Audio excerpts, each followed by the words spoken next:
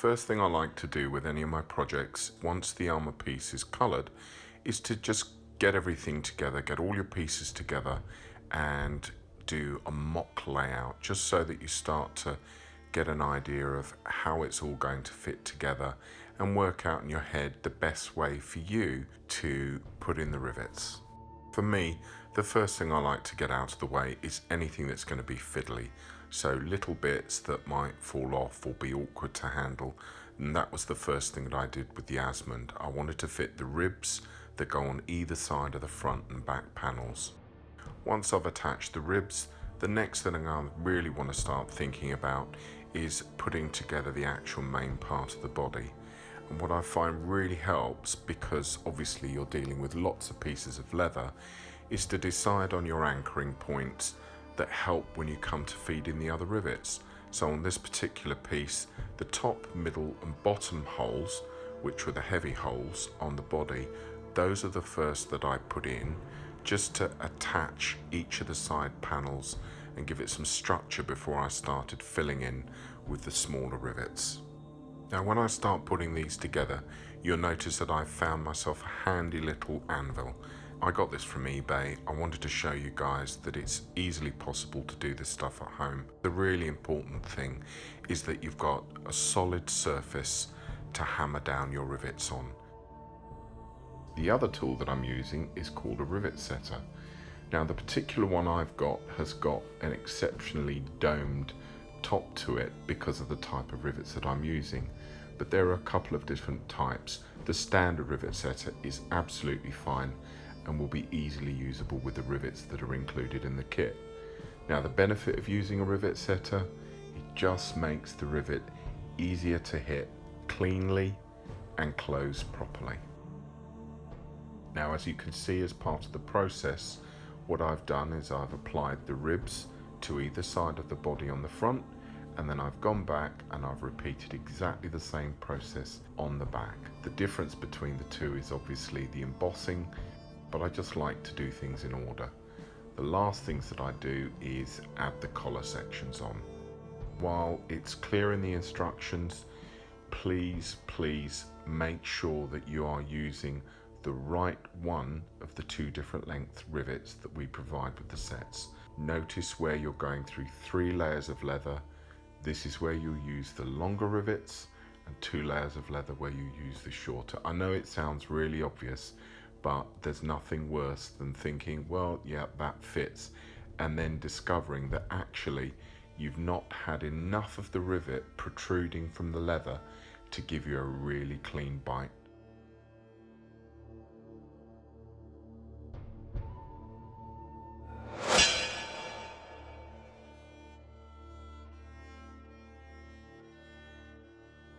The next stage we're going to go on to is working with the shoulders. Now these are a little bit fiddly, but quite straightforward.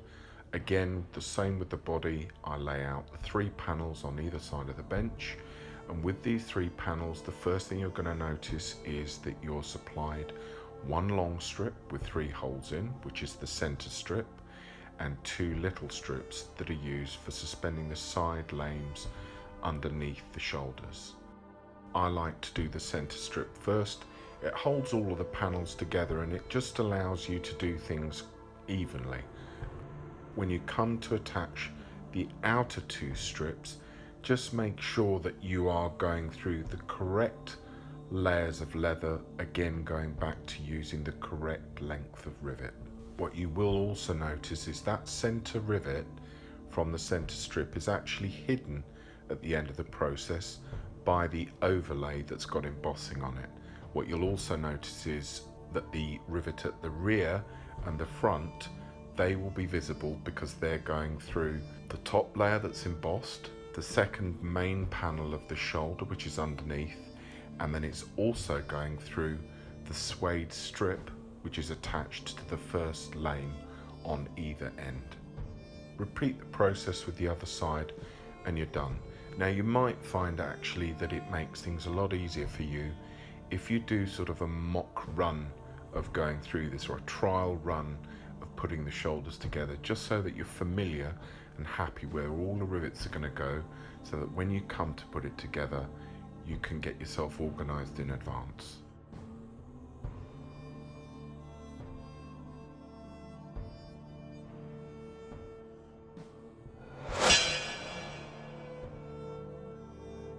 One of the final stages, and this is probably my absolute favorite part, is the detailing, bringing out the colors, bringing out the textures. And for this I use a simple thing, steel wool or wire wool.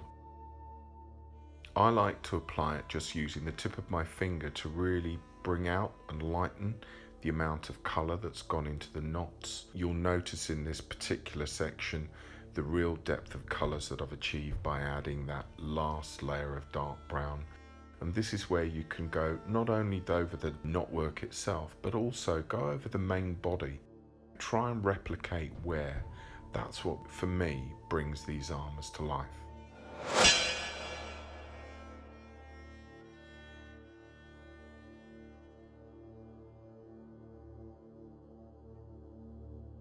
We're getting on to the final stages, and one of the last things I'm going to do is add the side body flaps. Now again, this goes back to using the correct rivet stem, the correct rivet length for the part of armor that you're working on. And in this case, because we're going through the back side flap piece of leather, we're also going through the body, and we're also then going to go through the buckles. As you can see in the video, you're going to need the longer stemmed rivets for the buckle and strap sets on the front and the back of the armor.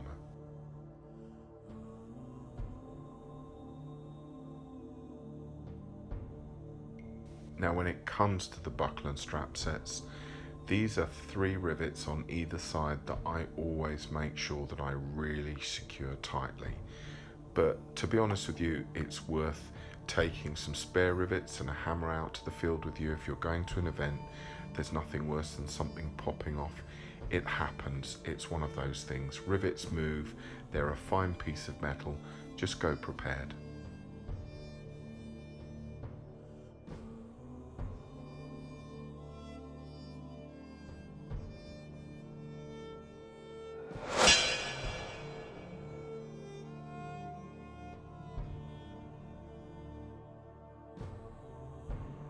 So as you can see, next we put on the shoulder buckles on the back of the body, and then the back is pretty much complete.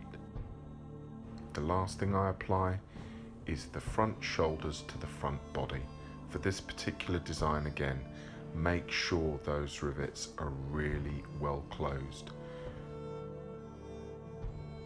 1 tap to set, 1 tap to close, a 3rd tap if you really want to reinforce it, but don't go beyond a 3rd tap, because what you find is the more you hammer the rivet, if you don't get the rivet closed within the first 2 taps, you weaken the integrity of the rivet.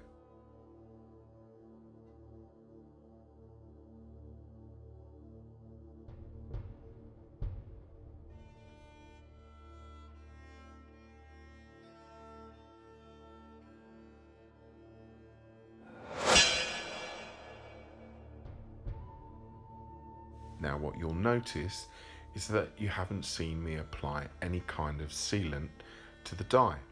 That's because in this particular version I've used a new stain dye that I've been developing for the last 5-6 months, which I'm calling Armor Coat. Now this has actually got a built-in water repellent, and whilst I wouldn't necessarily say it's 100% waterproof, it is actually water resistant. So once it's dried, you can wipe over it, no colour will come off, which is the usual problem that you have with a lot of dyes and stains out there, where you get colour leaching out. Now, until that's available, obviously you can use any one of the Tandy or Phoebing's dyes that are available, oil dyes, water-based dyes. If you're going to use those colours, use something like Resolene as a final sealant, or you can use a natural wax or a boot dubbing.